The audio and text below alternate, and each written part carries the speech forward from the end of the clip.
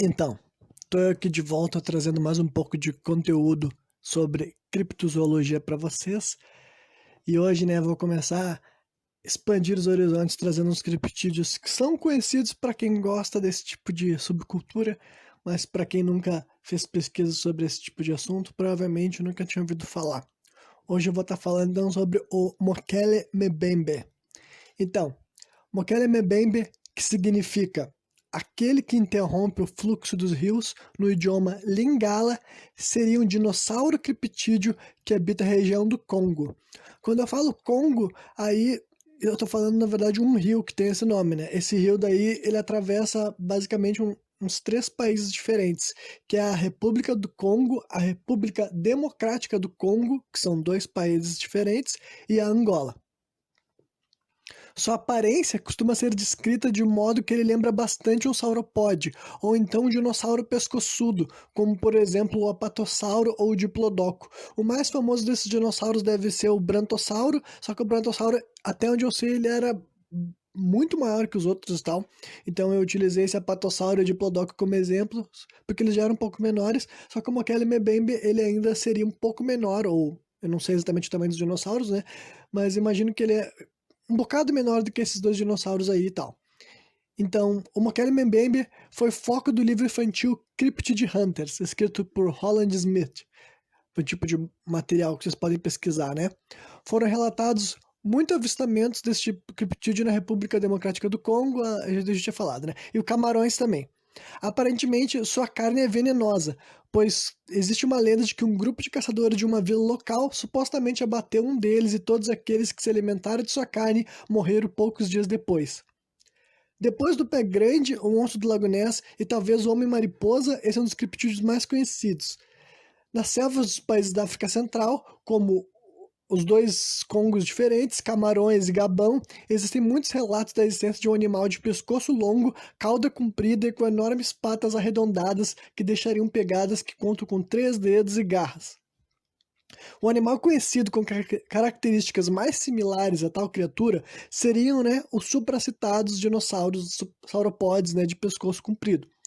Quando pesquisadores pediram aos nativos para desenhar os animais, isso lá no século passado, as imagens que eles faziam, desenhavam assim na areia ou em papel mesmo, remetia bastante aos dinossauros. E quando eles foram mostrados uma imagem de dinossauro de pescoço longo, eles reconheceram como Mokele Mbembe. Isso os nativos, no caso, né? As proporções do animal costumam ser algo entre um hipopótamo e um elefante. Então, um animal de grandes proporções, por nosso padrão, né? Mas que seria mais ou menos equivalente a outros animais, grandes mamíferos, digamos assim, que a gente tem conhecimento hoje em dia. O comprimento de seu corpo costuma configurar entre 5 a 10 metros, né? E o comprimento do seu pescoço e de sua cauda é algo entre 1,60 m e 3,30 m, cada um dos membros, né? 1,60 m de pescoço ou de cauda, ou 3,30 m de pescoço e 3,30 m de cauda.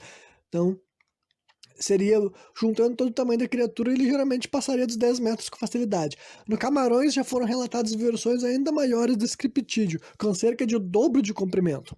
Além disso, há descrições dele que contam com uma espécie de crista na parte de trás de sua cabeça, semelhante àquelas que nós vemos nos galos, e avistamentos incluem um chifre na cabeça do animal também. Alguns avistamentos no caso, né? A cor de sua pele costuma ser descrita como um marrom avermelhado, embora versões mais acidentadas também sejam relatadas. Não há avistamentos que o descrevam com pelos.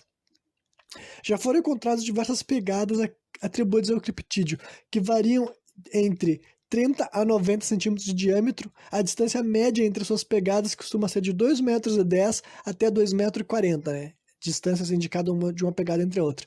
A ideia popular atual é de que o Mokele Mbembe não emita nenhum som específico, embora haja relatos de sons atribuídos ao animal.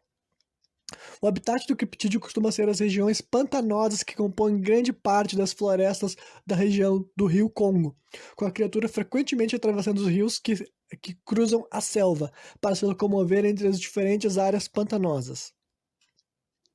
Existe uma pequena estátua que acredito ser uma representação do Mokele Mbembe, que atualmente aparenta residir na Casa Gleconmerag, uma casa de retiro na Irlanda. Aí vocês podem pesquisar esse nome e depois colocar a palavra Mokele Mbembe, que provavelmente vocês vão está encontrando daí a estatueta que eu vou estar descrevendo aqui a seguir. Algumas pessoas acreditam que trata-se de uma obra mais recente, mas muitas pessoas afirmam que essa estátua encontra-se na Irlanda desde os anos 50 do século passado, o que precede bastante o tempo de interesse do Ocidente nesse tipo de criptídeo. Na imagem é possível observar um animal com características semelhantes às descritas, né, do Mokele Mbembe, inclusive contando com um animal menor ao lado do criptídeo. Esse animal menor conta com um pescoço mais curto e a interação entre ele e o Mokele Mbembe não é bem clara, não sendo possível afirmar se os animais estariam brigando ou se seriam uma mãe ou um pai, né, ao lado de seu filhote. Recentemente, o Mokele Mbembe ganhou uma participação no filme Godzilla, Rei dos Monstros, onde ele é considerado um dos titãs ao redor do mundo. Se eu não me engano, ele é atribuído a um titã que habita a região do Sudão lá. Não sei por que ele está no Sudão. Talvez o Sudão seja mais perto da África Central do que eu imagino. Embora apenas seu nome e sua silhueta sejam mostrados no filme, né? Mas quem sabe em futuros filmes do Monstroverso ele apareça mesmo de verdade. Então, os pigmeus é um povo, o nome deles também pode ser chamado de povo de Aka. Essa é uma tribo de indígenas, de aborígenes, né, lá da que ficam ali na volta desse rio do Congo, e eles são anões, eles são pigmeus, não sei qual é o jeito mais certo, né, correto de estar descrevendo eles, mas é um povo de baixa estatura e tal, e eles vivem numa ordem tribal, e eles são os que moram mais perto das regiões pantanosas do Congo, e um dos povos que mais tem relatos sobre, né, o Mokele Mbembe. Inclusive, eles que relatam que a dieta desse criptídeo consiste principalmente na malambo plant. Eu não sei se essa planta conta com outro nome em português, então, né, se vocês quiserem pesquisar, o nome que eu encontrei foi assim, malambo plant. Assim sendo, o criptídeo pode ser considerado um animal herbívoro. É dito que o Mokele Mbembe passa a maior parte do dia submerso, exceto quando ele está se alimentando ou então viajando para outras áreas pantanosas. Outra informação dita sobre o Mokele Mbembe é que ele não gosta de hipopótamos e os mata caso seus caminhos se cruzem, mas não se alimenta de sua carne. Seria essa a razão para não existirem hipopótamos nas regiões pantanosas do Congo, né? Isso é super interessante porque o hipopótamo já é uma criatura territorialista e tal, então realmente se ele encontrar outro animal no território dele, ele entraria em confronto. Então se ao longo do tempo o Mokele Mbembe se acostumou a entrar em conflito com os hipopótamos, e mais do que isso, ele mata os hipopótamos, então realmente é uma criatura que é para te tomar cuidado, né? Os hipopótamos são responsáveis por muitas mortes lá na África, tipo de seres humanos, no caso, eles atacam pessoas e tudo mais, que é o caso dessa agressividade que eles têm, por serem criaturas tão territorialistas, mas, né, se o Mokele Mbembe mata eles pelo que eu vejo, assim, nas histórias que contam, dizem que executa eles com seus golpes de cauda, sabe? É uma cauda muito forte que eles conseguem manusear como outras espécies de lagarto, assim, que usam como um chicote mesmo. A diferença é que o Mokele Mbembe, imagina uma criatura do tamanho do hipopótamo, do tamanho do elefante, que consegue te arrebentar ao meio com uma paulada de cauda, né? Então é assustador. Ataques a seres humanos também são relatados, com nativos dizendo que o criptídeo derruba embarcações, aí tipo assim, canoas, esse tipo de coisa, entendeu? Se eles estiverem numa embarcação. Outra coisa, isso daí é um tipo de coisa que os hipopótamos fazem também. E golpeia os humanos com sua cauda ou mesmo com seus dentes, mas que também não se alimenta desses cadáveres. Algumas pessoas relatam que o animal só é agressivo em períodos em que as fêmeas estão criando seus filhotes, ou então quando tá num período assim de acasalamento, que a testosterona dos machos fica mais, né, eles ficam com uma grande concentração de testosterona e isso faz com que eles tenham esse comportamento mais agressivo. O que é comum se relatar em outras espécies de animais, tipo nos elefantes e tal. Aí também tem uma outra, uma subteoria interessante sobre o Mokele Mbembe, é que ele poderia ser um Indroctério. O Indroctério é um animal extinto, que o nome dele é rinoceronte girafa, sabe? Ele tinha cerca de 5 metros, 5 metros e meio de altura, 8 metros de comprimento e chegava a pesar 30 toneladas. Esse Indroctério era o maior mamífero terrestre conhecido. Se vocês pesquisar mais ou menos, pode pesquisar pelo nome rinoceronte girafa mesmo. Ele parece com o rinoceronte, só que ele tem um pescoção comprido, o que entra no relato aí de como são o Mokele Mbembe, só que ele não tem uma cauda que serviria como arma. Então, essa seria a principal diferença entre esse tipo de relato, né? Mas o Indrocterium, ele não tem chifres também. Essa é outra diferença dele chave com relação aos rinocerontes e tal, que poderia coincidir, né, com avistamentos de Mokele Mbembe. Então, o relato ocidental original data a partir de 1909.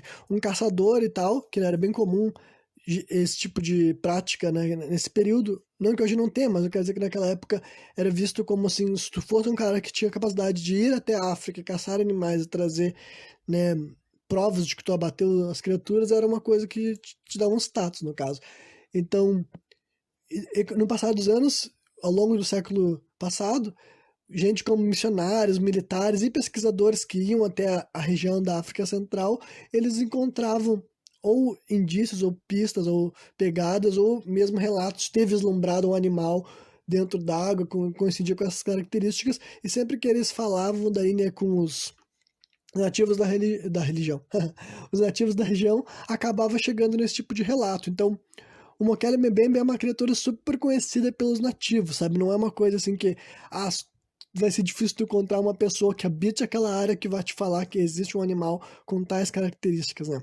Relatar a citação de todos os povos nativos da região com relação à existência física ou espiritual do Mokele Mbembe é algo que é bem comum, entendeu? Seja atual ou no passado recente, né? Então, o que eu posso falar sobre esse criptídeo daí, deixando de lado o que eu tinha anotado aqui para vocês? Eu, desde criança, sou fascinado por dinossauros, eu acho que é uma coisa bem comum, né? Até hoje em dia é bem normal tu ver que as crianças se fascinam rapidamente por essas criaturas. Aí tem várias coisas interessantes. Então, o que seria o Mokele Mbembe? Assim, ele não seria um dinossauro. Ele seria uma espécie derivada, uma criatura que evoluiu a partir de uma espécie de dinossauro sauropode. O que é dinossauro sauropode? São os dinossauros que realmente eram répteis, que realmente tinham características de lagarto, como, por exemplo, essas caudas compridas e esse corpo escamoso sem penas, porque tinha muita gente que via. Eu já falei aqui, inclusive, que a visão dos dinossauros foi mudando ao longo do tempo. Hoje em dia é sabido que muitos deles são parentes das nossas aves, por exemplo, e tal. Só que não há ainda comprovações científicas de que esse era o caso dos dinossauros herbívoros pescoçudos, entende? A maioria dos dinossauros que hoje em dia são aceitos pela ciência mainstream como parentes das aves, são justamente os carnívoros, tipo os Velociraptors, os Tiranossauro Rex, entendeu?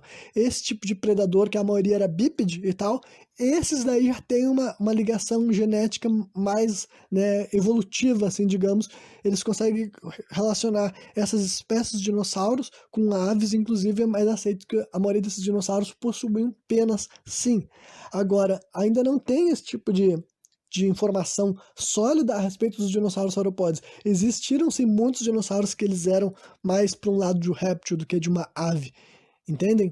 Pelo menos é o que dizem nesse momento. Então, esse tipo de avanço científico ainda não é o suficiente para descredibilizar por completo a possibilidade, né, de ter rolado uma evolução. Isso daí é basicamente o lance do plesiosauro, por exemplo, que apesar dele ter esse nome sauro, ele não era dinossauro, mas ele era mais réptil do que os dinossauros carnívoros da Terra, sabe?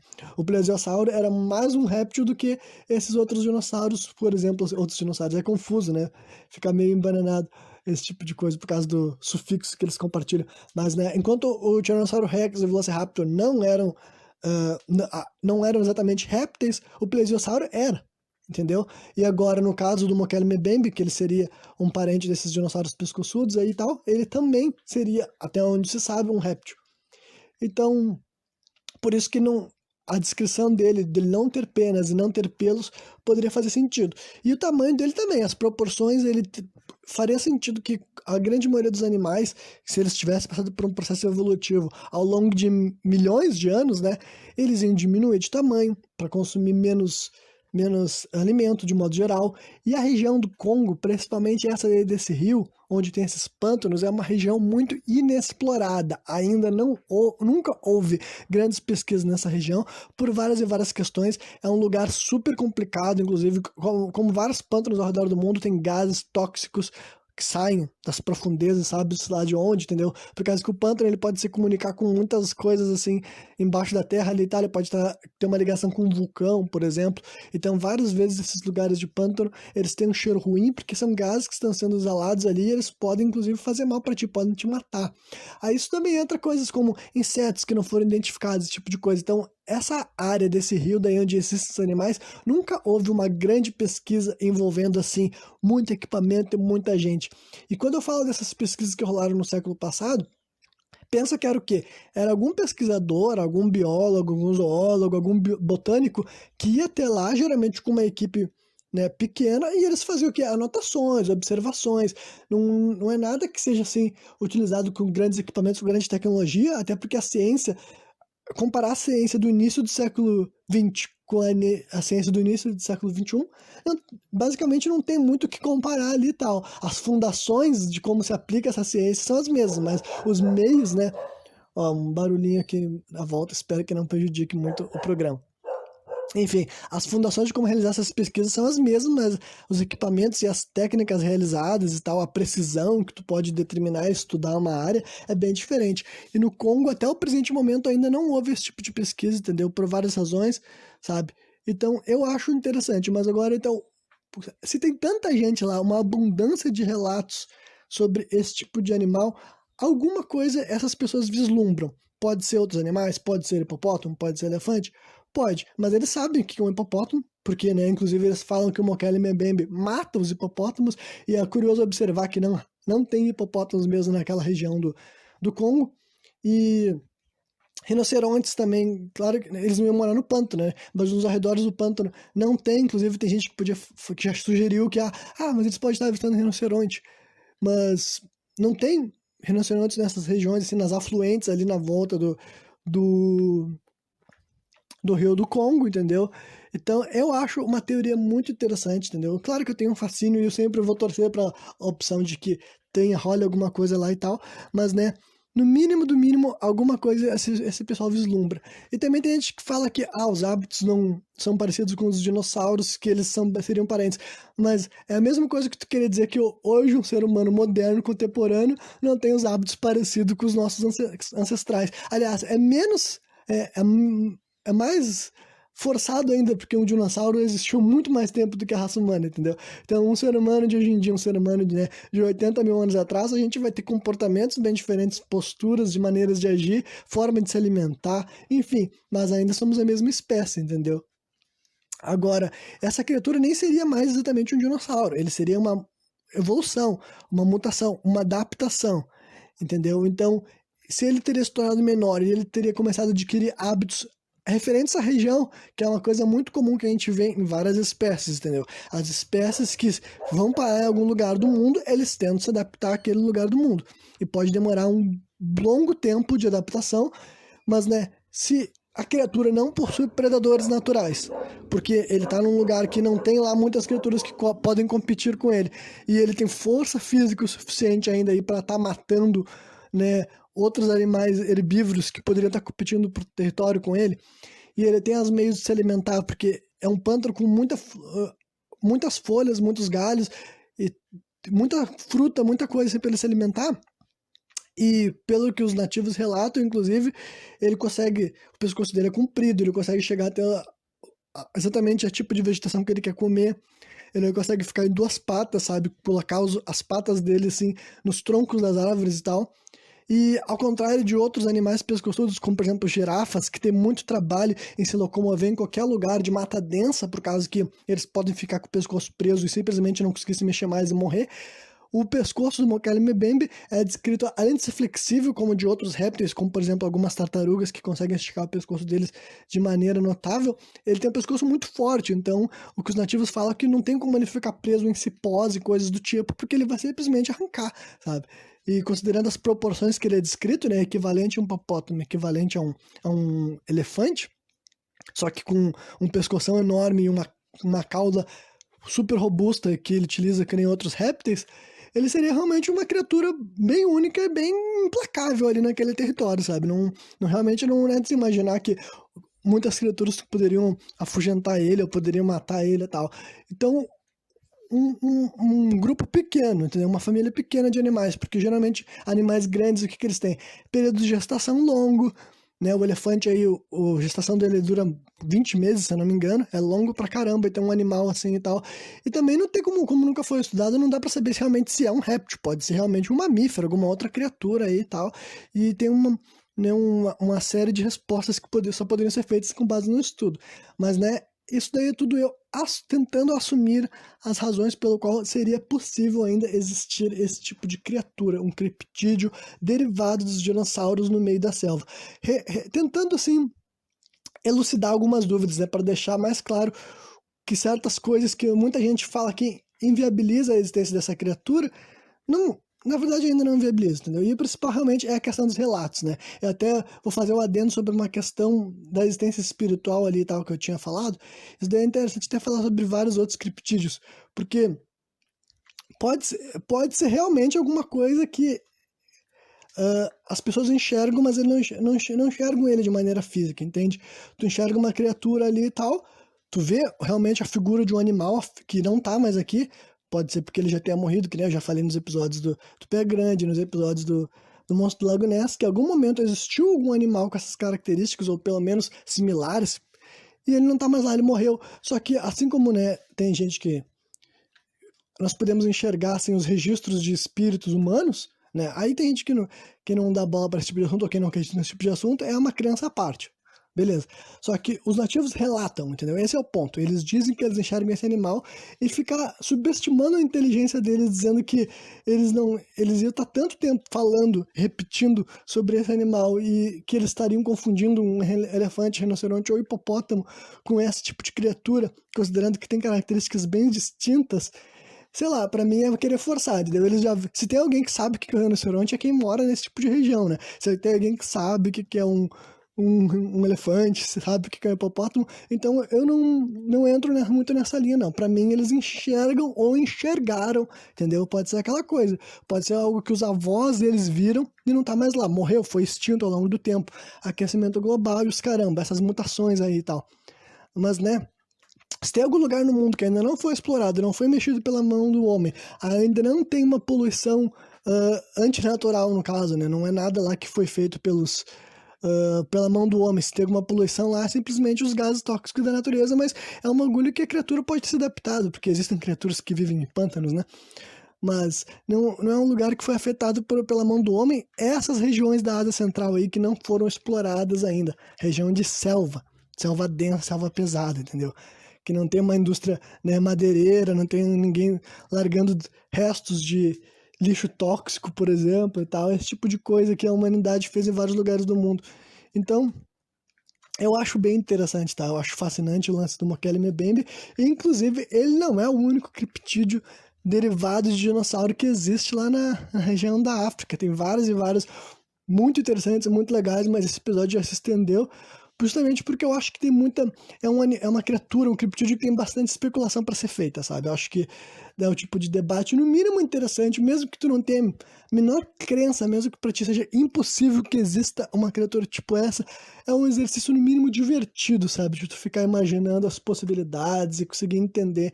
E que nem eu falei, alguma coisa as pessoas de lá enxergam. Pode não ser um dinossauro vivo, mas no mínimo um fantasma de um dinossauro, o espectro de uma criatura derivada de um dinossauro, eles enxergam, entendeu? Porque não estaria tão onipresente numa cultura que tá lá há tanto tempo, né, que eles já puderam ver tantos animais diferentes. Eu acho que é muita inocência tu imaginar que, né, que eles não saberiam se eles estão falando que essa criatura era um matador de hipopótamos e tal. Algum motivo tem que ter para ter nascido essa lenda, né? Mesmo que tenha acontecido algo desse tipo há muito tempo atrás e depois foi só histórias que passou de geração em geração. Então é isso aí.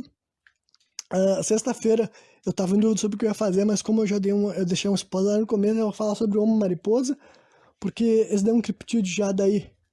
Não vou dizer mais recente, porque ele também é do século passado, então, né, coincide assim, mas ele é uma criatura que existiu durante um período ali e tal, os relatos, as lendas, então é esse tipo de criatura que não há registros deles contemporâneo, mas ele é o tipo de história que tem bastante conteúdo, bastante relato, bastante interessante. Eu também acho bastante interessante imaginar o que pode ter provocado esse tipo de surto de avistamentos durante uma época e tal.